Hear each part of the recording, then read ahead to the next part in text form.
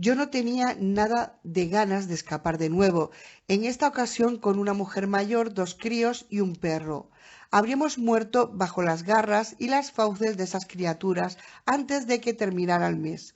No sabía qué hacer. Me quedé yo solo en la habitación donde solía dormir y pasé revista a todas las posibles soluciones para nuestra situación. Si tuviera algún modo de ejercer presión sobre el enemigo. Aún no me había llevado todas las cosas que tenía en la habitación que le había cedido a Dean. En un rincón de la sala había una caja pequeña con efectos personales, a la espera del día en el que me cansara de mirarla. Tuve la sensación de que ese día no iba a llegar. Contemplé la caja durante unos pocos minutos y pensé cómo íbamos a poder transportar nuestro equipamiento por campo abierto y sobrevivir. Me acerqué a la caja y pasé revista a su contenido.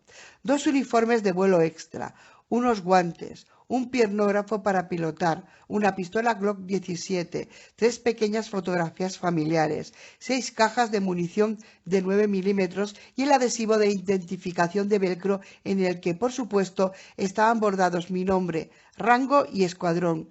No me lo había puesto desde el derrumbe de la civilización. ¿Para qué me habría servido? Finalmente saqué la cartera de la caja. Miré dentro de la cartera y encontré un buen número de carnets. Había sido miembro de la Asociación Nacional del Rifle cuando aún existía y no había pasado tanto tiempo. Parecía que tuviera el carné de todas las cadenas de videotecas del país. ¿Me perdonarían las últimas cuotas si algún día llegaban a reconstruirse? Estoy seguro de que el servidor en el que quedaban registradas mis deudas ya estará totalmente oxidado al día en que se restablezca el suministro eléctrico, si es que algún día llega a restaurarse. Entonces sucedió algo que lo cambió todo. El mes pasado me había evocado a mí mismo con nostalgia al contemplar mi credencial del ejército. Faltaban 2 años para que caducara. Me quedé allí mirándola y pasé el pulgar una y otra vez sobre el microchip insertado en el anverso. Mis datos se encontraban en ese chip y en el código de barras de la derecha. Allí también estaba mi foto, una versión rapada e ingenua de mí mismo que en ningún momento habría pensado que los muertos pudiesen revivir. Si esos hombres eran marines estadounidenses y se atenían al Código de Justicia Militar, estaban obligados a ponerse a mis órdenes, porque en ningún momento he perdido el rango de oficial comisionado. Si quedaba alguien que aún respetara la jerarquía militar, serían los marines. En las escasas ocasiones en que había tratado con ellos a lo largo de mi carrera, siempre se habían cuadrado cuando les hablaba. El propio sargento de armas me había dicho que no contaban con ningún oficial comisionado y que el militar de rango más elevado que había allí era él. Me había mentido y no lo sabía. Por lo menos, en teoría, el militar de rango más elevado ahora era yo. Me quedé de espaldas a la puerta con los ojos perdidos en el carné que sostenía con las manos y entonces Dean me lo quitó por sorpresa y lo miró. Examinó con atención el carné militar y entonces me miró a mí.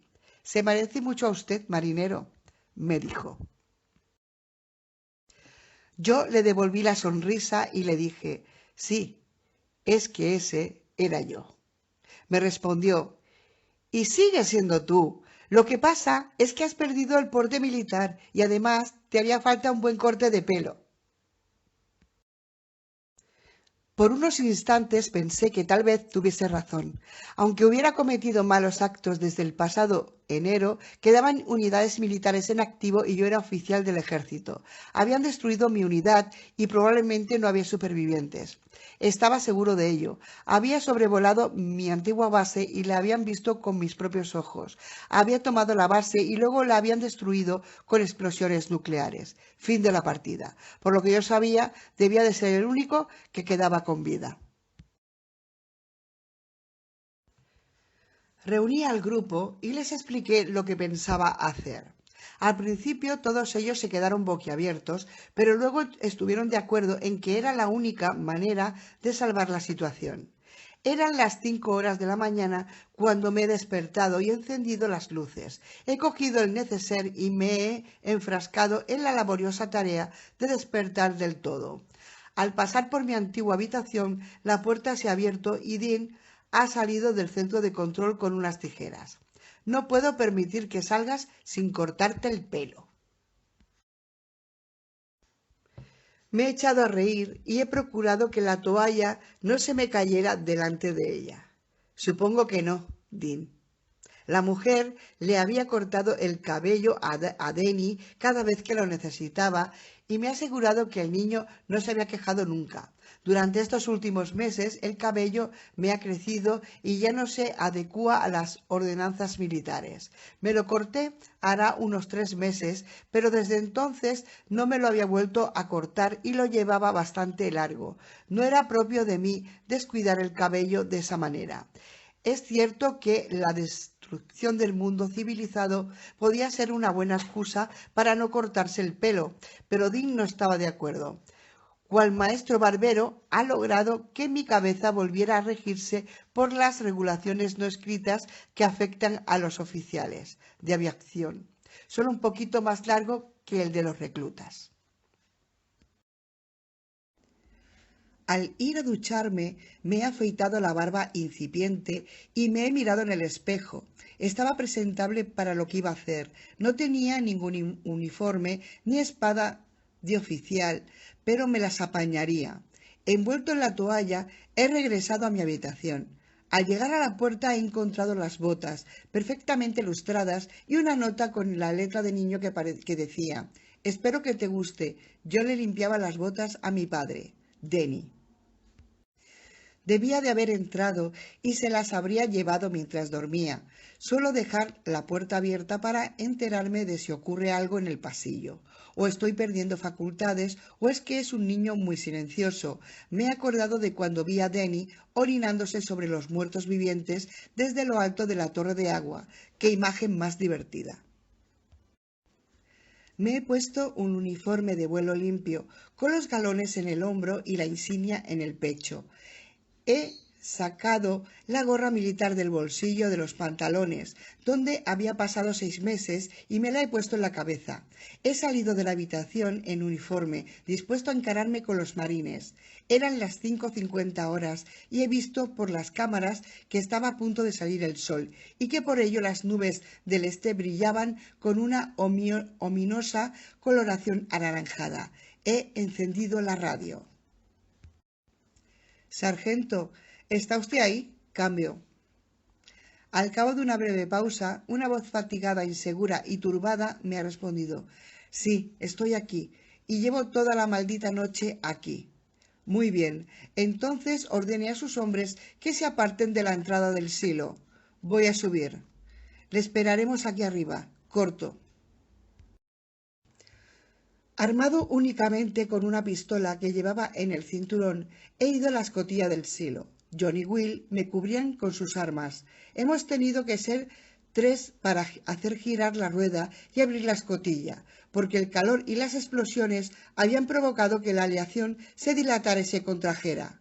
Nada más abrirse la escotilla, la luz nos ha inundado desde lo alto y se han levantado remolinos de polvo. John y Will se han plantado al instante junto a la escotilla. Hacía tiempo que no veía tan cerca el interior del silo.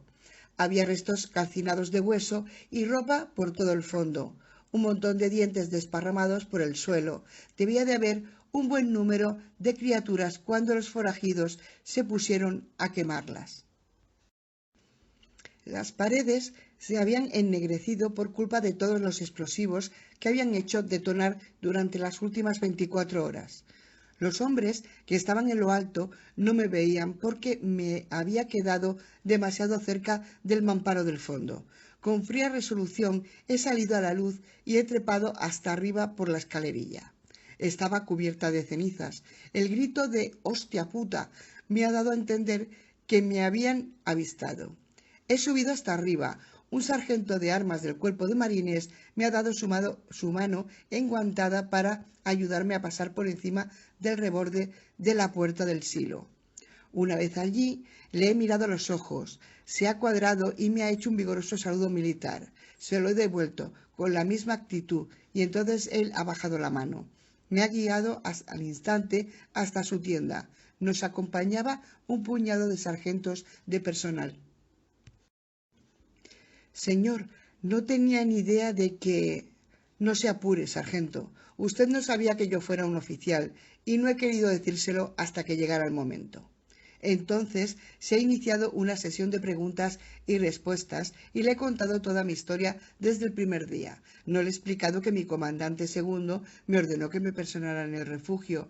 Sí le he dicho que probablemente soy el último superviviente de mi unidad y que me había preocupado de sobrevivir y de salvar a otros siempre que podía. Entonces ha ordenado a los sargentos de personal que salieran de la tienda. Se ha acercado a mí y con un susurro muy tenue y nervioso me ha dicho: Señor, hace meses que no veo a un oficial comisionado.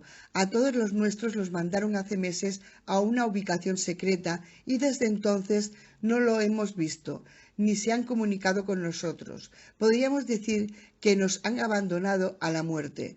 Les he dicho a los hombres que nuestro oficial al mando estaba vivo y que me transmitía órdenes personalmente a mí mediante una línea segura de radio. En realidad, no les he mentido, porque sí he recibido órdenes del almirante Gottelmann, de la nave insignia George Washington. Empiezan a dudar de mis palabras. Tengo que mantener alta su moral. ¿Cómo van a luchar? ¿Cómo van a trabajar en equipo si saben que los oficiales comisionados de su unidad los abandonaron a la muerte y que muy probablemente han muerto ellos mismos? Nos hemos quedado los dos en silencio. He pensado en las consecuencias de lo que me decía. Mis reflexiones se interrumpían de vez en cuando por el estruendo de los disparos, porque los hombres mantenían a distancia a los muertos vivientes. ¿Qué es lo que trata de decirme, sargento? Lo que digo es que usted es el primer oficial comisionado que he visto en mucho tiempo y que lo necesitamos, aunque solo sea como líder formal. No me importa que su mando sea real o no, necesito que cumpla con ese papel antes de que se sepa la verdad y nos explote a todos en la cara. Si me lo plantea así, sargento, mi centro de mando va a estar en este sitio, en el Hotel 23. Tendrá que quedarse usted aquí y mandar de vuelta a la mayoría de sus hombres junto con el sargento de personal en quien más confíe. Ha estado de acuerdo. Le he dicho que me dirigía a los hombres mientras él pensaba quién se iba a quedar y quién no. He pasado una media hora montando sobre una caja de municiones y he visto las caras de los jóvenes patriotas que miraban y escuchaban. Soy el oficial al mando de esta base y necesito a un puñado de hombres competentes. Me han respondido con un aplauso entusiasta. Hará unos 6 meses y medio sucedió algo que volvió nuestro mundo del revés. No hay nadie que sepa lo que ocurrió realmente, pero tampoco importa. Creo que el discurso no me estaba quedando muy bien, pero los hombres han expresado lo contrario con sus silbidos y aplausos. En mi opinión, podríamos quedarnos sin cartuchos, pero no se nos acabarán los palos. Aunque esto nos lleve mucho tiempo, no nos vamos a rendir. Vamos a salvar a toda la gente que podamos y tomaremos la ofensiva contra esas cosas. Quiero que no olvidéis en ningún momento que pertenecéis al ejército estadounidense. No quiero que nadie diga en ningún momento que Estados Unidos ya no existe. Eso sería un sinsentido. Puede ser que nuestra Constitución aún esté allí, en el Distrito de Columbia, y también es posible que se haya quemado, pero no por eso ha muerto como esas criaturas que están ahí fuera. La respaldaremos y defenderemos hasta el final. Me han respondido con vítores y aplausos, y muchos hombres se han congregado en torno al sargento de armas y se han presentado voluntarios para quedarse en el Hotel 23. Era una mañana de verano y el sol se había elevado sobre los árboles. Mi sencillo discurso había terminado y habían recobrado visiblemente la moral. El complejo rebosaba entusiasmo. El sargento me ha dicho: «Otra cosa, señor. Ramírez me ha pedido que le diera esto». Me ha entregado un puñal embutido en una funda de alta resistencia. En la funda había un bolsillo muy pequeño que contenía una piedra para afilar. He sacado el puñal de la funda y me he dado cuenta de que era un arma de muy alta calidad, con mango negro de mi carta. La hoja parecía de acero inoxidable y llevaba la inscripción «Fabricado por Randall, Orlando, F.L.», impresa cerca de la empuñadura. Me he reído al pensar para mis adentros. Ahora ya no se hacen puñales como este. Pues claro, joder, porque ahora ya no se hace nada. Una vez todo ha sido dicho y hecho, 3 LAV y un camión entoldado para el transporte de suministros se ha quedado aquí con 22 hombres, entre los que se contaba el sargento de armas. Aún estábamos en el interior cuando el sargento de personal y su convoy se han puesto en marcha hacia el campamento base, con la noticia de que habían encontrado a un oficial comisionado dispuesto a colaborar en la causa. Han bajado al complejo 2 radios militares con códigos cifrados mediante KYK-13, pequeñas unidades de almacenamiento criptográfico, y las han instalado en el centro de control. Los marines se han preparado unos cáteres. Nos hemos pasado la mayor parte de la tarde volviendo a transformar el Hotel 23 en un centro de operaciones militares en activo. C-41. 18 de julio, 16:05. Hemos iniciado comunicaciones con el navío George Washington. El jefe de operaciones navales en funciones no se hallaba en el portaaviones, porque se encuentra en un navío de menor tamaño, donde se ha reunido con uno de los comodoros para trazar planes. Estoy seguro de que habrá novedades en los próximos días. Me han dicho que con el próximo envío de suministro van a mandar a alguien a reprogramar el chip de la tarjeta de acceso, común implantado en mi credencial militar, aunque en circunstancias normales serviría para acceder a ordenadores y redes de un uso reservado personal militar. No sé muy bien de qué me servirá ahora, ni qué sentido puede tener en este momento. 22 de julio, 17:20. He destapado la caja de Pandora. Ya tengo tantas responsabilidades que no sé qué hacer con ellas. Los 22 nuevos marines se han encargado de la militarización del perímetro y de montar guardias. Ahora tengo un operador de radio a tiempo completo que dispone de una línea directa con la unidad de ataque del portaaviones.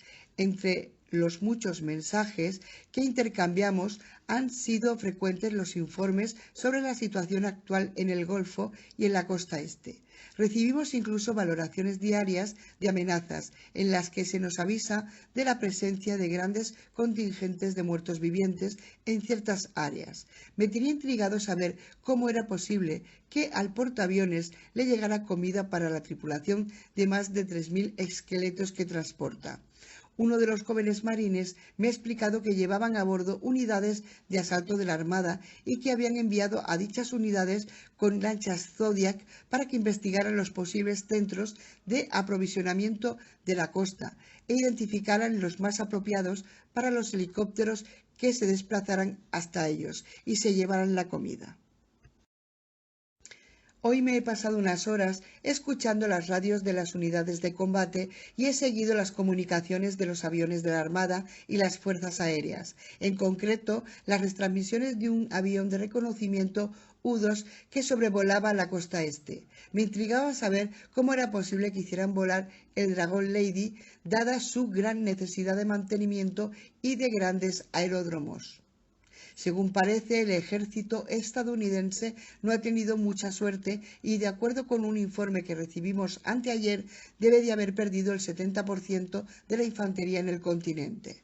Simplemente no había espacio para ellos en los barcos. Los marineros y marines gozaban de prioridad y así abandonaron a las otras unidades del ejército estadounidense para que se defendieran por sí solas en tierra firme.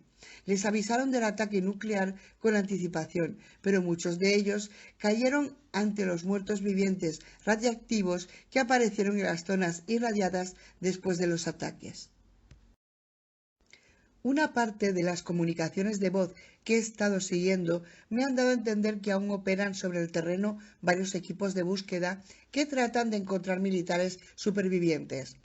Una de las comunicaciones, en concreto, provenía de un avión de reconocimiento que sobrevolaba las Islas Vírgenes en busca de un convoy de tanques desaparecido. Parece ser que el convoy desapareció cuando un paso a desnivel se hundió bajo el peso de uno de los tanques que iba en cabeza. El armazón del paso elevado había sido objeto de una reparación deficiente y se vino abajo, y se llevó consigo a 4 de los tanques.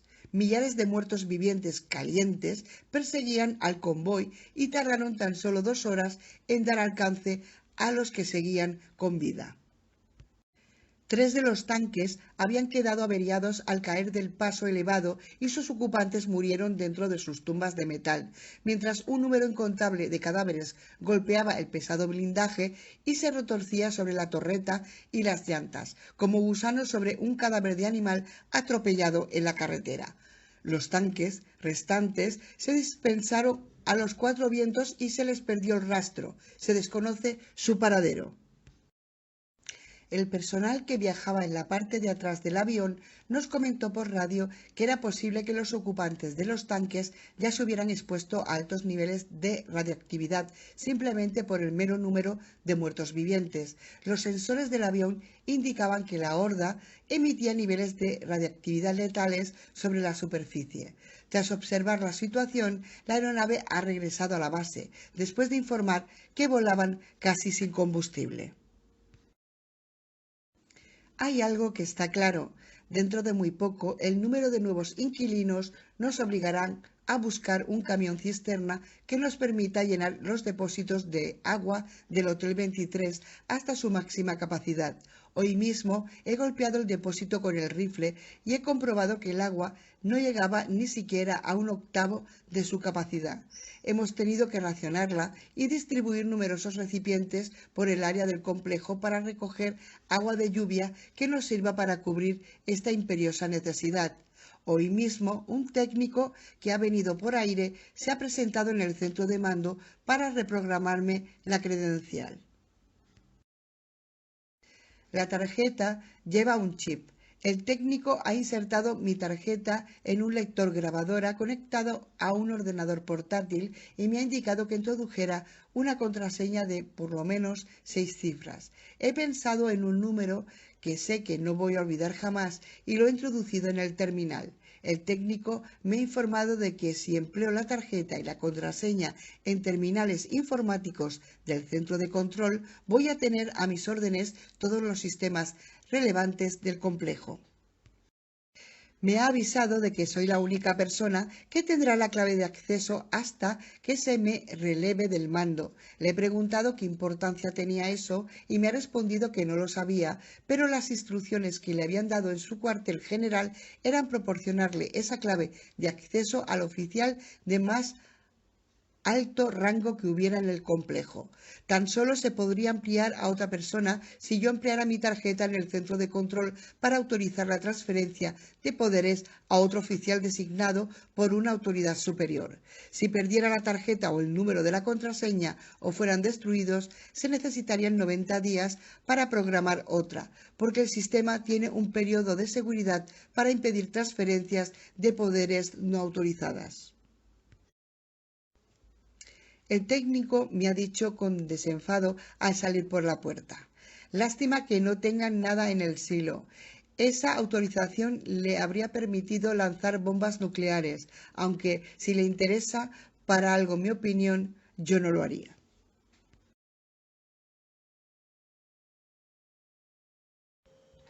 «26 de julio, 14:22. No estoy seguro de que apostar hombres de guardia ahí fuera sea una buena idea. Disparan 50 cartuchos por cada periodo de 24 horas y tengo la impresión de que esto podría convertirse en un ciclo de derroche y riesgos. Anoche les ordené que entraran para ver si, al desaparecer ellos, también se reducía la actividad de los muertos vivientes en el área. Parece que así la cosa funciona mejor. Esta mañana había 10 al otro lado de la valla. Matar a 10 es mejor que disparar contra 50. Los hombres emplean bayonetas para acabar con los muertos vivientes de la valla y luego los arrastran hasta la línea de arbolado, a 50 metros de distancia, con todoterrenos y mallas que anudan en torno al pecho de los cadáveres para no correr ningún riesgo de que el cuerpo inanimado les roce por accidente. El contacto con el portaaviones ha sido esporádico porque nuestra unidad de tierra es una insignificante mota de polvo en comparación con todos los problemas a los que tiene que hacer frente el ejército. Parece ser que Andrew y el Distrito de Columbia, de acuerdo con los mensajes que circulan, no resultaron afectados y en estos momentos hay un equipo de exploradores sobre el terreno para valorar las fuerzas que habría que emplear en la reconquista del Distrito de Columbia.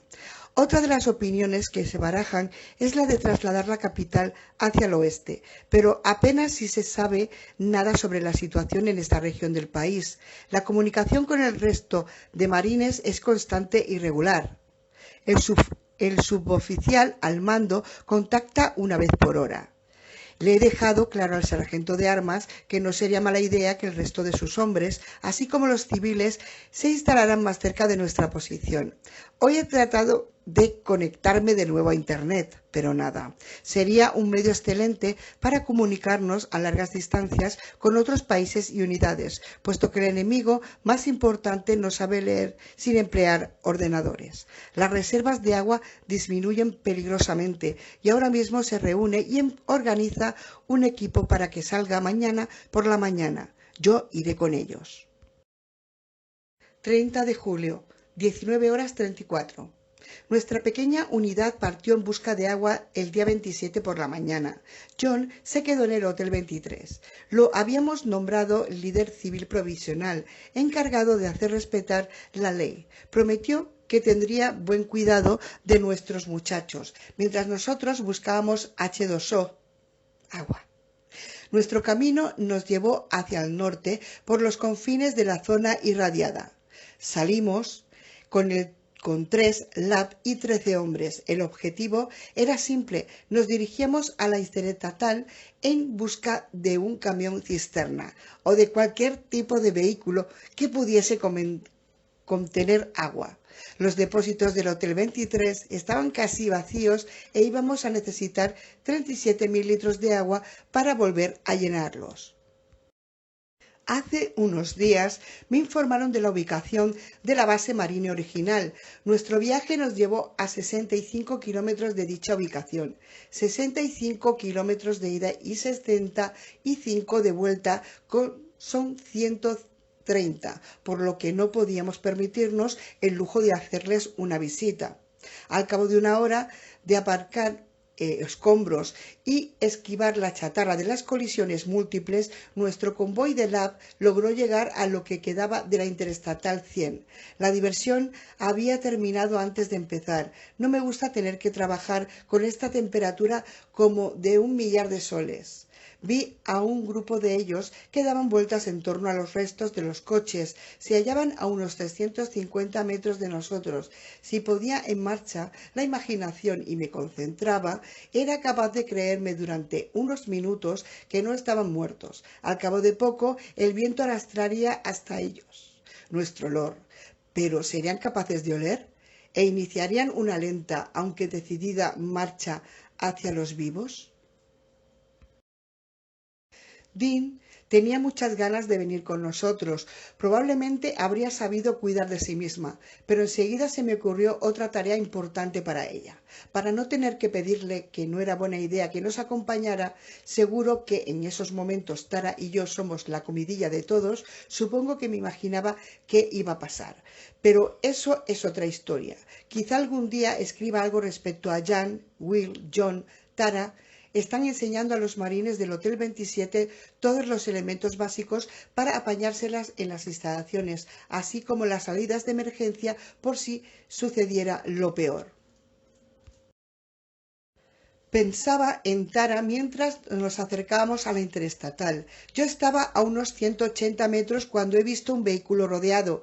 Me ha hecho pensar en ella. El día que la encontré en el muelle pensé que estaba muerta. Nos acercamos más y vi el coche con más detalle. Alcancé a distinguir que la ventana estaba agrietada por el lado que quedaba visible desde nuestro convoy. Los muertos vivientes trataban de meter los brazos en el interior y el cristal a medio bajar les impedía introducirlos más allá del codo.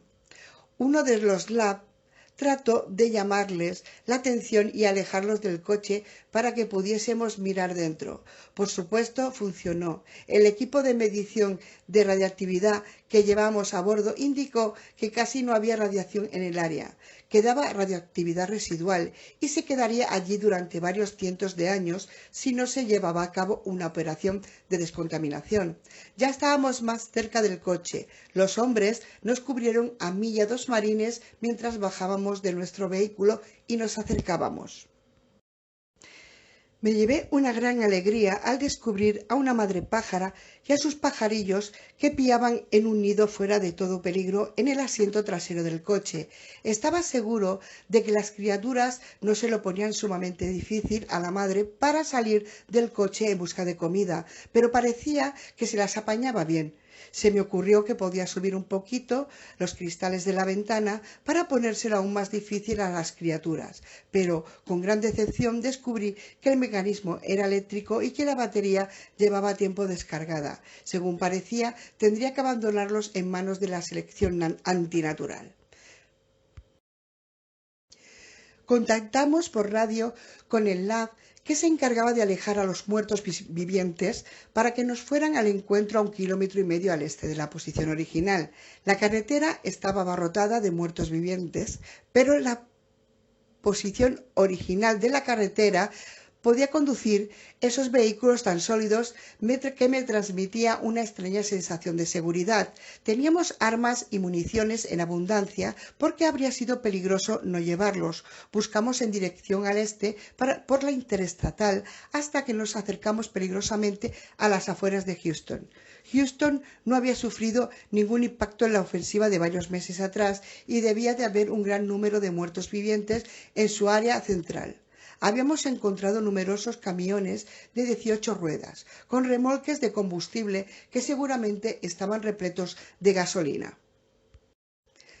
Qué lástima que no pudiéramos beber combustible. Se hizo pensar en cómo era el mundo real antes de que todo esto ocurriera, cuando una botella de agua era mucho más cara que su equivalente en gasolina. En cualquier caso, descubrimos un camión que transportaba agua en cantidad y me sentí como un lerdo por no haberlo pensado antes.